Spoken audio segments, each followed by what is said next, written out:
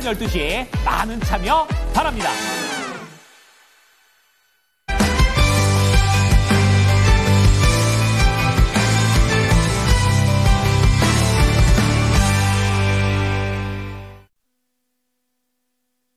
수요일 인더스트리 클럽 시간입니다. 오늘은 LS증권의 우회영 연구원과 함께합니다. 연구원님 어서 오세요. 안녕하세요. 네, 오늘 연구원님과 어떤 이야기를 하게 될지 주제부터 확인해 보도록 하겠습니다.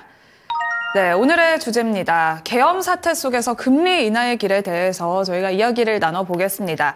우선 밤사이에 비상계엄령이 선포되었다가 해제가 됐습니다. 한국은행이 임시금통위를 열어서 시장 안정때까지 유동성 공급을 확대하겠다고 발표를 했는데요. 어떤 이야기가 나왔는지 먼저 임시금통위 결과부터 이야기를 나눠볼게요. 네, 맞습니다. 말씀하신 대로 사실 금융시장하고 외환시장의 굉장히 변동성이 확대가 됐기 때문에 한국은행 역시 유동성을 좀 지원함으로써 시장의 안정을 도모하기 위한 노력을 하겠다라고 발표를 했습니다. 조금 자세하게 말씀을 드리자면요. 이제 비정리 RP 매입을 실시를 하기로 했고요. 이 RP 매매 대상과 이 증권, 이 기관과 증권을 모두 다 확대를 해서 진행하도록 발표를 했고요. 더 나아가서 만약에 필요한 경우에는 전액 공급 방식의 RP 매입까지 하겠다라고 또 언급을 했습니다. 더 나아가서요, 이제 또 채권시장과 관련해가지고 곳곳에 단순 매입이라든지 통한증권 환매를 통해서 또한 필요하다면 충분히 유동성을 공급하겠다라는 것들 발표를 함으로써 시장의 심리에 조금은 도움이 되지 않았을까라고 발표를 느끼고 있고요. 이제 외화와 관련해서도요, 외화 유동성을 좀 확보하고 이제 공급해주기 위해서 외화 RP 등을 통해서도 다양한 적극적인 안정 조치를 취하겠다라고 발표를 했습니다.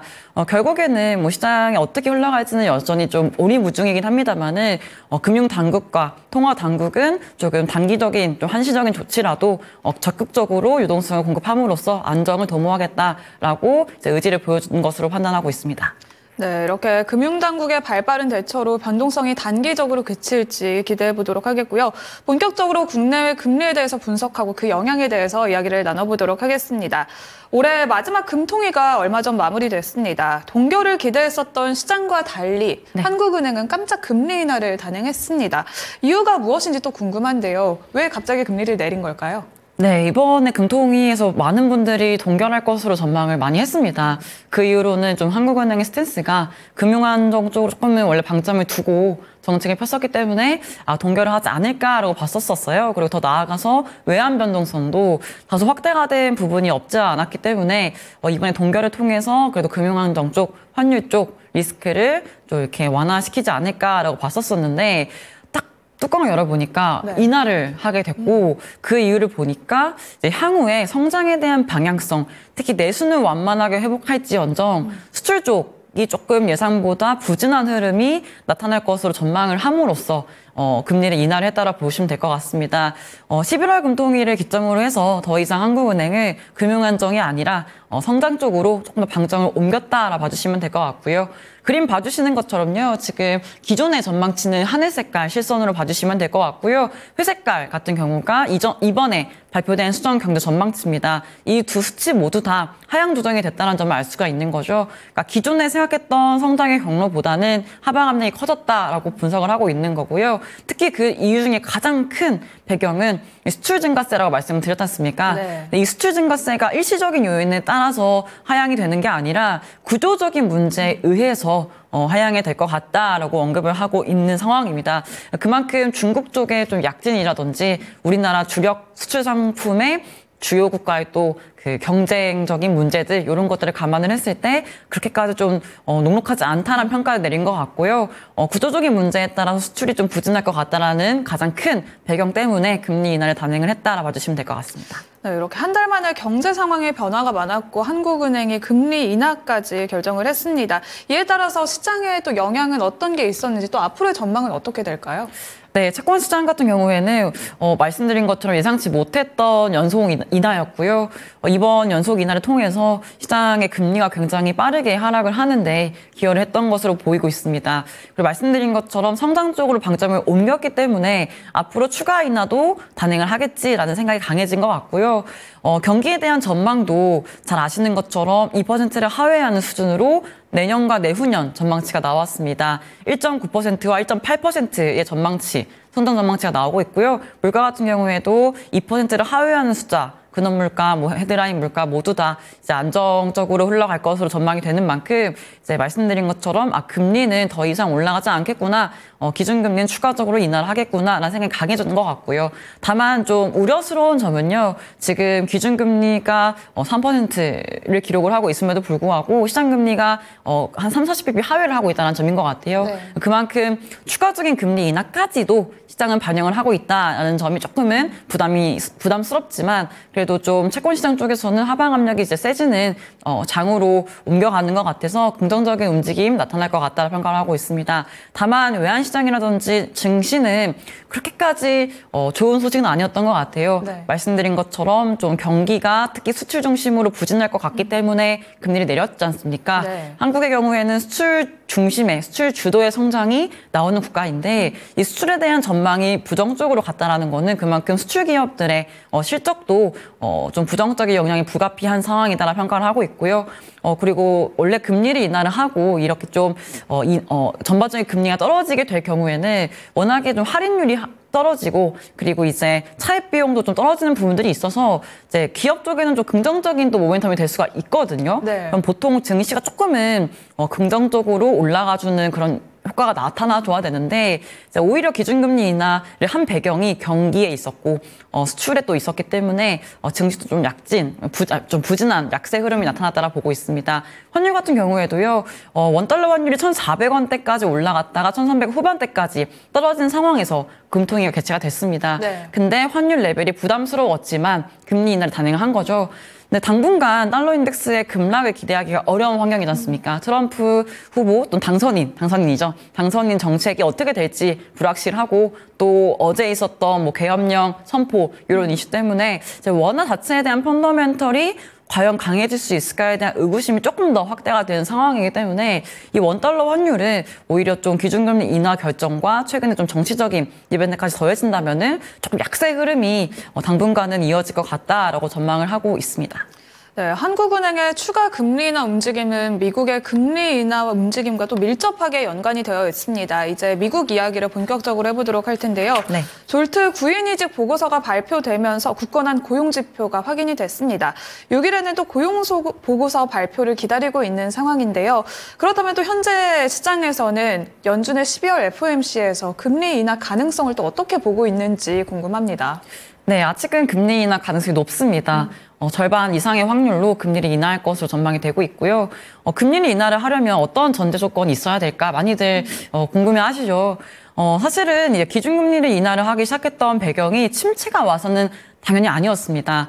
기준금리를 0.25에서 이제 5.5까지 올리는 이 과정, 5.75까지 올리는 이 과정이 사실은 굉장히 빠른 속도로 단행이 된 거였고요. 물가 같은 경우에도 거의 2% 하회를 했던 물가가 CPI는 9% 가까이 그리고 PCE는 6% 넘게 물가가 상승을 이제 빠르게 했기 때문에 그 물가를 낮추기 위한 긴축이 단행이 된 거지 않습니까? 지금 상황은 어떠한가라고 했을 때 물론 물가 레벨은 높죠. 근데 문제는 뭐냐면 물가 상승률은 더 이상 높은 상승률이 아니다. 거의 고점 대비해서 3분의 1 수준. 3분의 1 토막이 난 상황이고요. 고용 같은 경우에도 이제 계속해서 냉각의 신호등, 쿨링이라고 영어로 많이 하는데 이 냉각의 신호들이 나타나고 있는 상황입니다. 일례로 얘기해드리자면 3% 초반대의 실업률이 4% 초반대까지 올라왔던 것도 될 수가 있고요. 월간으로 늘어나는 비농업 고용자 수 역시도 이 증가 폭이 점점 추세적으로 하락하고 있는 점들을 감안을 했을 때 더 이상 고용시장이 강하지 않기 때문에 금리 인하가 필요한 거였습니다.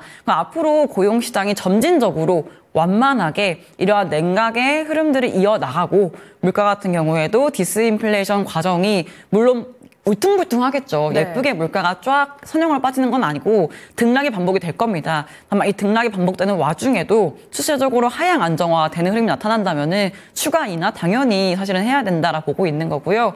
이번에 금리 인하의 마지막 종착지는 완화적인 통화 정책이 아니라 중립금리 정도까지 내리는 걸로 많이 생각을 하지 않습니까?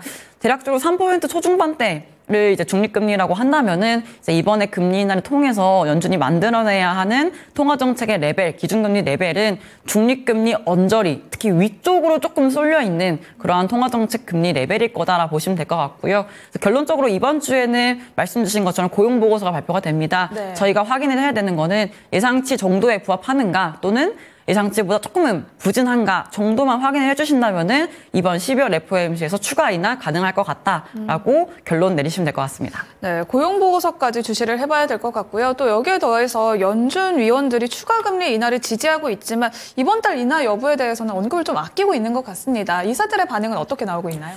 네, 맞습니다. 또 매파적인 사람도 있고 도비시한 사람도 있지만 다수가 이번 금리 인하가 보장된 것은 아니다. 여전히 데이터에 기반해가지고 정책 결정을 해야 된다라고 얘기를 하고 있습니다. 다만 이제 말씀드린 것처럼 이제 중기적인 관점에서는 이제 물가가 안정적으로 디스인플레이션 목표 수준으로 가고 있다는 확신이 있었기 때문에 9월부터 금리 인하를 했죠. 최근에 물가가 조금은 기대보다는 못 미쳤습니다. 네. 조금 높게 나왔긴 했지만 앞서 말씀드렸던 것처럼 이제 물가는 등락을 반복하면서 추세적으로 떨어지는 게 확인이 되면 아직 금리 인하하는 데는 전혀 문제가 없을 거고요. 다만 물가에 떨어지는 낙폭의 속도가, 낙폭의 정도가 굉장히 완만할 가능성이 지금 높아지고 있고 오히려 좀 물가가 떨어지다가 말 수 있는 리스크가 있기 때문에 금리 인하 속도 조정에 대해서는 다수의 위원들이 동의를 하고 있는 것 같습니다. 최근에 뭐 크리스토퍼 월러 이사라든지 애틀란타 연내 라파엘 보스 총재, 메리 데일리 총재, 쿠글러 이사 전반적인 위원들이 아까 말씀드렸던 것처럼 12월 인하가 보장되지는 않았지만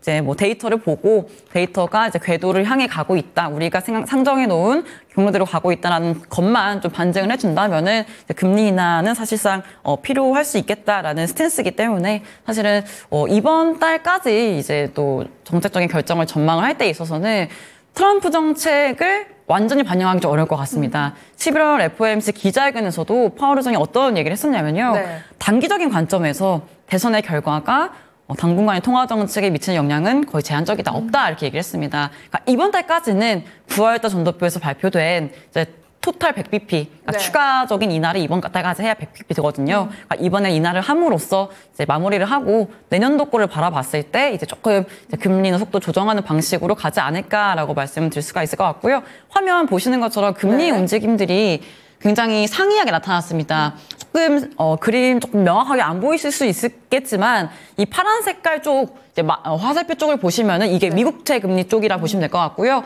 회색깔 화살표 근처에 있는 금리가 우리나라 국고 3년과 10년 금리 레벨입니다. 재밌는 점은요. 미국채 금리가 급등을 했던 때는 우리가 알고 있는 트럼프 트레이딩 내지는 이제 FOMC 9월 달에 빅스텝 인하 끝나고 나서 연준이 속도 조정하겠다라는 스탠스를 보이면서 실망을 하면서 네. 금리가 급등을 한 거거든요. 근데 한국 금리는 국고 금리는 따라가는 듯 했지만 말씀드린 것처럼 부진한 경기와 한국은행의 금리 인하 필요성이 조금 더 무게가 실리면서 네. 물가 레벨도 1%대까지 빠지면서 이제 금리가 따라가지 않고 멈추고 더 빠져 있는 상태고요. 근데 다만 좀 말씀드린 것처럼 추가 인하에 대한 것들이 미리 좀 선반영되어 있는 레벨이기 때문에 더 급락을 할 수 있을까는 좀 고민이 됩니다. 국고 금리 같은 경우에는. 반면 미국채 같은 경우에는 이제 트럼프 트레이딩이라든지 국채 발행 물량이 늘어나면서 좀 수급 부담이 생길 것 같다라든지 네. 이런 것들이 좀 금리 급등을 야기시켰는데 그러한 리스크라든지 불확실성은 조금씩 완화가 되면서 오히려 금리는 낙폭을 키울 수 있겠다라는 정도로 전망을 하고 있습니다. 네, 이렇게 한국과 미국은 금리 인하를 하고 있는 가운데 일본 BOJ는 이번에 또 금리 인상 가능성을 시사를 했습니다. 지난달 일본의 CPI가 예상치를 크게 웃돌면서 우에다 총재가 금리 인상 가능성을 또 이야기를 했는데요.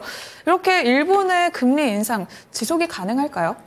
네, 전 지속 가능하다라고 평가를 하고 있고요. 다만 속도 차이는 좀 있을 수는 있을 것 같아요. 특히 최근에 이제 자민당의 선거를 했었고, 자민당 말고 이제 중의원 선거도 했지 않습니까? 근데 전반적으로 지금 여당, 그러니까 총리인 이제 이시바 시게루 그 사람의 지지율이 굉장히 낮은 상태고요. 이 중의원 같은 경우에도 과반 의석수 확보를 실패를 이제 한 상태입니다.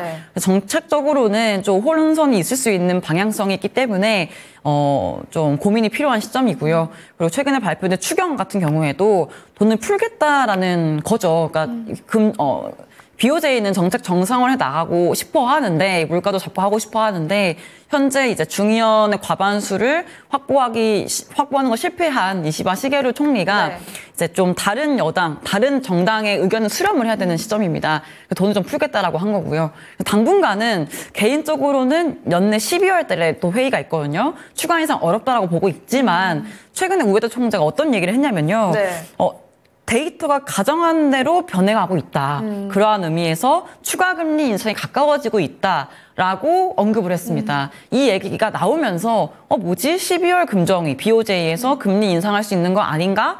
하면서 금리가 좀 급등을 했었거든요. 근데 제가 생각했을 때는 7월 달에 금리를 추가 인상을 BOJ가 했는데 그때 굉장히 이례적인 쇼크였습니다. 갑작스러운 정책 결정이었고 이에 따라서 발생했던 그 결과가 그 엔캐리 자금 청산에 대한 리스크, 실제로 미국 증시 급락을 했고요. 블랙 먼데이 그때였습니다. 맞물렸죠. 7월 말에서 8월 초에 그러한 이슈가 있었었는데 만약에 12월 달에도 추가 인상을 단행하는 것은 7월 달에 금리를 인상한 것과 동일할 수가 있겠다. 물론 우리가 7월 달에는 갑작스러운 인상이었고 뭔가 시그널링이 부재했는데 왜 인상을 했나에 대한 고민이 있었죠. 근데 지금은 인상을 할 수도 있어라는 거를 이미 우에다가 좀 얘기를 한 부분이 있기 때문에 그때보다는 증시의 낙폭이라든지 엔화의 강세가 제한이 될 수는 있겠습니다만은 시장에 좀 충격을 줄 수 있는 이벤트가 될 수가 있겠다. 다만 현실적인 관점에서는 말씀드렸던 정치적인 이슈라든지 현재 이제 일본의 물가 레벨, 구조적인 물가의 상황 그리고 경기적인 상황이 급작스럽게 인상을 갑자기 결정하기에 조금은 부담이 될 거라고 보고 있고요. 그렇기 때문에 12월 달 금정회에서는 이제 우에다 총재가 얘기했듯이 조금 시그널링을 주는 회의, 그러니까 다음 정도, 다다음 정도의 회의에서 인상을 할 수 있는 거에 대한 가능성을 시장에다가 좀 던져주는 그러한 시간이지 않을까라고 판단하고 있습니다.